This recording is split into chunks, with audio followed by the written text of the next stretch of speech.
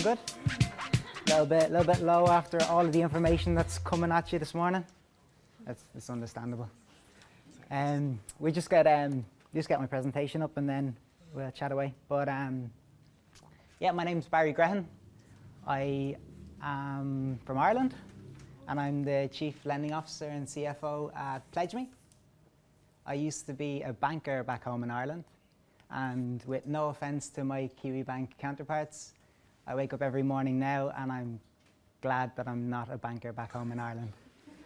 I came over to New Zealand 3 years ago, joined the PledgeMe team, and it's been great ever since. I've had a chance of working with a lot of entrepreneurs, particularly social entrepreneurs, and working with them to be able to fund their journeys, to be able to make their plans come to pass, to make their plans happen, and to do it in a way that involves their fans, that involves their customers, that involves their followings and the people that believe in them. So I will just flick on here. So there's me, big face. I meet a lot of entrepreneurs, and often they'll introduce themselves as people that wear a lot of hats. I wear a lot of hats, but I say I wear a lot of beards. Sometimes they're long, sometimes they're short. And then sometimes when I spend too much time down in Wellington, the wind just whips the beard off altogether, and I'm barefaced.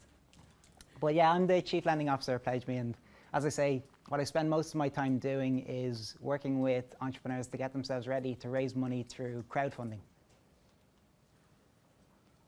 So you'll probably well know that there's many different ways to fund your enterprise, to fund your idea. And it takes money to make plans happen. There's heaps of ways. You've had a little bit of a talk about the seed funding from the crew earlier. There's bank loans, there's grants, there's money from your school potentially. But often with the old traditional ways of funding a business, it came down to one person or one institution making a decision and saying, yep, you're good, or nah, you're not quite ready. Crowdfunding changes that in a way, in that crowdfunding is about going out to your crowd, out to many people, and inviting them to contribute a small amount, and for that small amount to come together with many other small amounts, and for that money to be used to make your plans happen, to sustain your business, to grow your business, to start up your business. So over the last 6 years, we've helped over 1,000 campaigners. And we've helped over 1,000 campaigners collectively raise over $24 million. And it's everything you can think of, and it's everything you can't think of. We've had a cat cafe down in Wellington. So you can go to their cafe, you can pet a cat, and you can sip your latte at the same time. We've had ThoughtWired, who are a startup out of the University of Auckland. And they make technology that enables people to speak just using their brainwaves. Do you guys know Stephen Hawking? Yes. Died a couple of months ago. They effectively make that technology, and it helps people that can't communicate. They might be completely physically locked in, or they might suffer from certain diseases. But they've made technology that helps those people to speak, and they raised over $200,000 with us 2 years ago. So at the heart of crowdfunding is a simple blend of going out to your crowd to fund your idea. It's about the power of the collective. So what can we make happen by bringing people together, by finding a common cause, by finding a common reason for everyone to come together? And how can we give those people a reward in return? How can we give them some sort of value that makes them feel valued? So at PledgeMe, we have 3 flavors of crowdfunding. There's project crowdfunding, there's equity crowdfunding, and then there's crowd lending. So they all center around that idea of many small contributions coming together through an online campaign, and that money being used by a business, by a creative, by a community to fund their idea. The difference between these 3 things is what you give to your crowd in return. So with project crowdfunding, you give rewards. It could be your product, it could be your service, it could be an experience, it could be thanks, a tribute, acknowledgement. We had a rock band crowdfund 5 years ago, And they offered to the person that pledged $200, they would set up a religion in that person's name, and they would praise that person one day every year. And people loved it. It was creative. So crowdfunding allows you to be that little bit creative with what you offer to your crowd. It can be something unique that they may never get to do, they may never have been able to buy. So experiential products tend to be quite meaningful. So that's project crowdfunding. With equity crowdfunding, it's a company offering shares, offering ownership in their company to their crowd. And what you get is not just the money to grow your business, but you also get a cohort of shareholders, investors that are there to help you, guide you, and for you to bounce your feedback off of over time. And then with crowd lending, what crowd lending is it's a crowdfunding campaign, but the money that you raise turns into a loan, and you pay that back over time. But the unique thing about it is that you can have more control over the terms of your loan, like the interest rate and how you're going to pay it back over time. But with each of these three types of crowdfunding, they kind of cater for a different stage of business. And for yourselves, project crowdfunding is probably the most relevant, because it's usually for startup businesses that have been putting their ideas together, have maybe started selling, but maybe haven't. And it can be a really effective way for you to pre-sell your product or pre-sell your service, which effectively means going out to your crowd and saying, if we make this, will you buy it?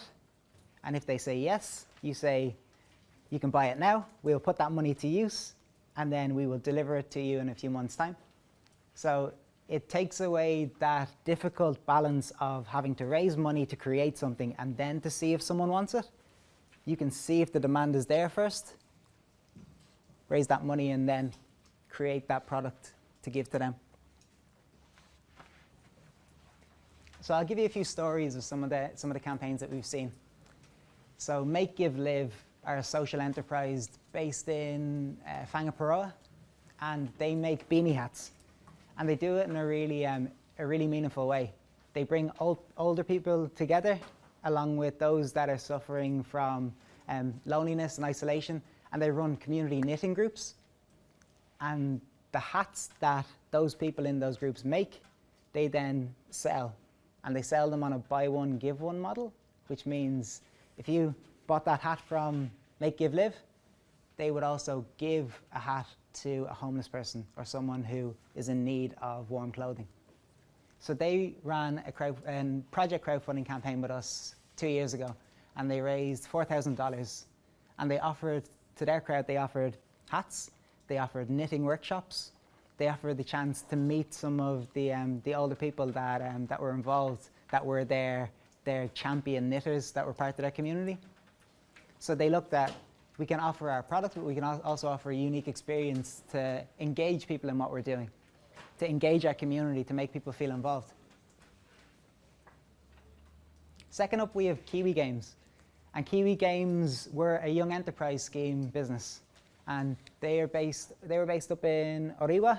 I can't remember the name of the school, but it begins with a K. And they set up their business as part of the young enterprise.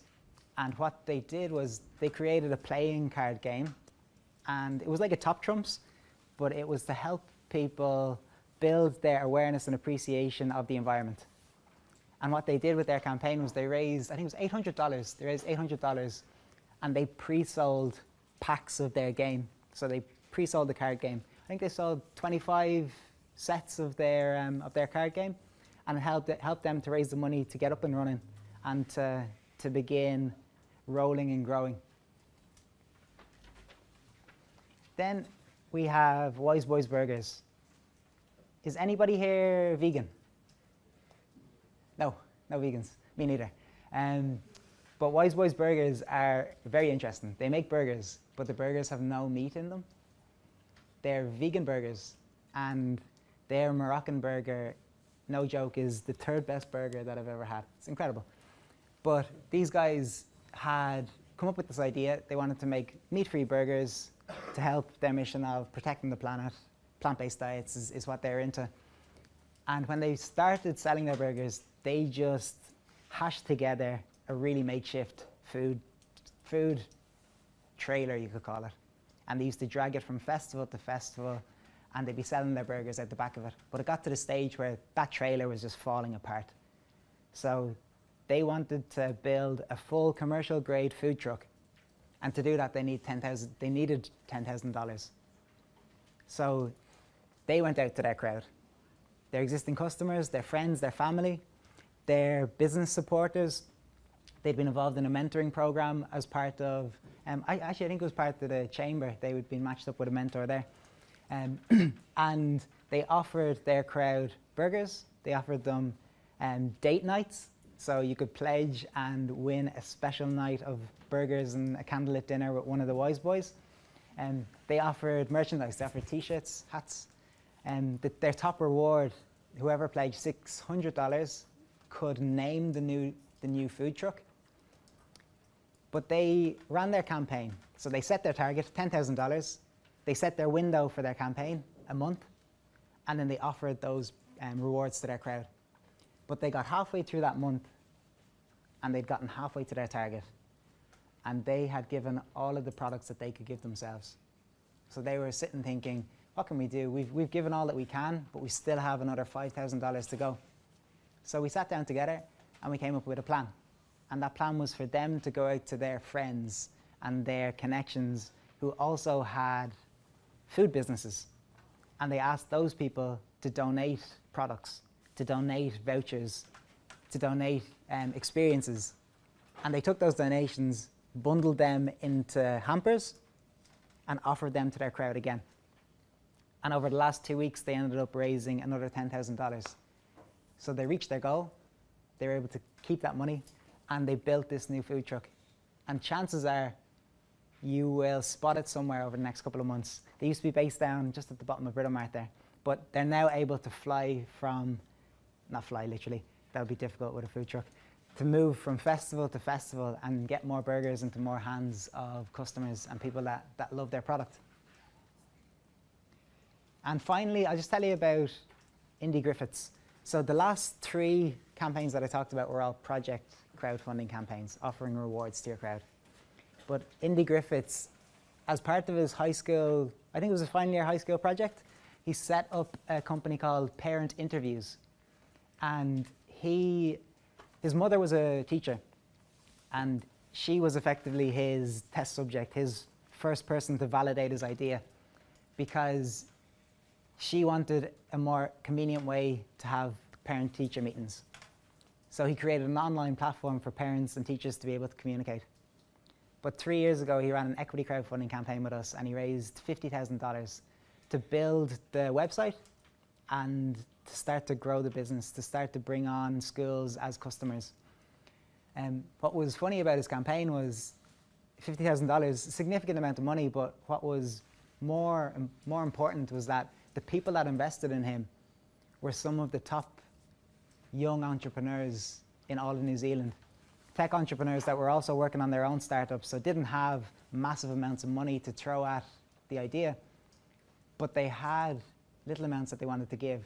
And more importantly than that, they had advice and guidance, and they had knowledge that they wanted to also give. So Indie brought on nearly 100 investors, and they're helping to guide his journey.